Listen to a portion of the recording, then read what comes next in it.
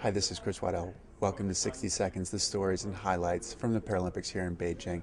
We're anticipating the news conference with Oscar Pistorius, who ran a world record 400 meters last night, but also he's an athlete who holds the Paralympics and the Olympics on an equal footing, and in that, he is one of our greatest representatives, so we'll talk to him soon. With watching your Olympic aspirations and then seeing you here and also seeing Natalie here, I've been so impressed with how serious the competition is for you guys and how seriously you're taking it. Do you see you're kind of like a role model for the Paralympians? Yeah, I think there's the rates of performance at the Paralympics is just so vast. The athletes are taking it really professionally, and I think not only my performances on athletes' performances, but I think all the athletes in general. If you look at how many athletes have just done so well, the bar is definitely getting raised, and I think that's what Paralympic sport's about. Is really pushing the boundaries. Every 4 years we come here, and it just you always get an athlete or two that astound, but in general, just the benchmark of all the performances is really just getting pushed, and I'm thinking that the sport's definitely going from strength to strength. And with everything that you've done, I mean, you put yourself out there. You seem really comfortable in your own skin. Is that the case? Yeah, I think I am pretty comfortable. I'm very lucky in the sense that my preparations have gone very well this year. I've had a great coach. I've got a great coach. I've got a great trainer at home. I've got everybody in my support group that's been absolutely phenomenal, and I think they really have helped me to be comfortable at an event like this. And I think it's the small stepping stones that you have throughout the season that when you get here, really help you to stay at ease and focused. And I think I've got a huge thanks to give to all those people who've really helped me stay focused and comfortable. And how far do you think you can push this? Oh, hopefully a bit further. I've got a good couple of years ahead of me. I've got another 8 years or 9 years in athletics, and I at least want to get to one Olympic Games by then. So if I can bring down my 400 time by about half a second, I should be in good stead to qualify for World Champs next year, and definitely for 2012 in London and for the Olympics there. And that's the goal that I've got, and obviously then to just maintain my title on the track in the Paralympics. But I'm very confident in the next couple of years we're going to have some good years coming ahead. Perfect. Well, thanks so much for joining us, and congratulations. Thank you so much, but I appreciate it.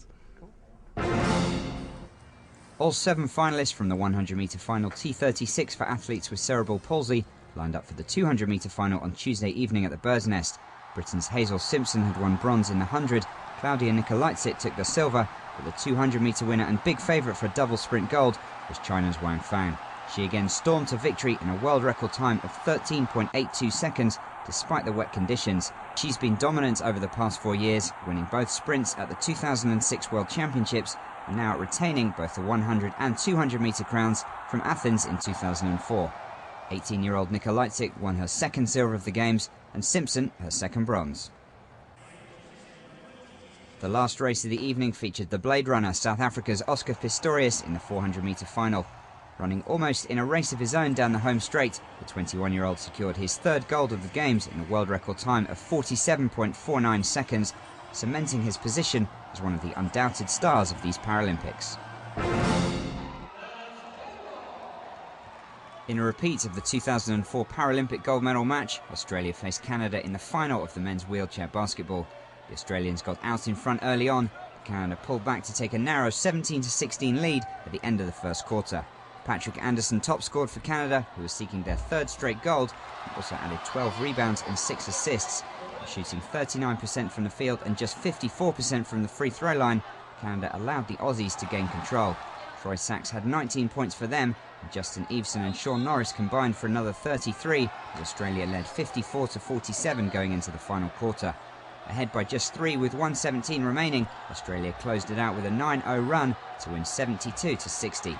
An ultimate tribute to the team they just defeated, Australian head coach Ben Ettridge admitted they borrowed several aspects of Canada's offensive game. Aussie captain Brad Ness said he's been playing the game for 10 years and that this was very much worth the wait. The USA faced Australia on Tuesday night in the final of the wheelchair rugby competition, with the Americans looking to regain the gold they lost in Athens 4 years ago. 19-year-old Riley Batt carried the world number 5 ranked Australians as far as he could, scoring 23 goals and finishing as the tournament's top scorer despite resting for less than 6 minutes in the game. but Brian Kirkland and Will Graux combined for 29 goals and 15 assists for the US, while Andy Cohen chipped in 10 more goals as USA went on an 11-6 run to end the third quarter 36-31 in front.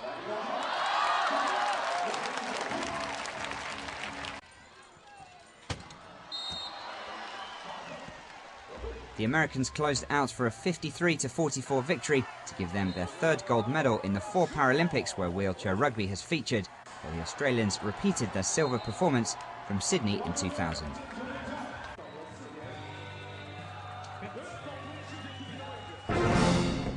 Thanks again for joining us for our final segment of 60 Seconds, the news and highlights from the Paralympics here in Beijing. It's been a tremendous games. Talking to Oscar today was a highlight. He obviously is an athlete who's carrying the Paralympic torch throughout the world. So we'll look forward to greater things in Paralympics in the future. Stick with us on Paralympic Sport TV for more programming.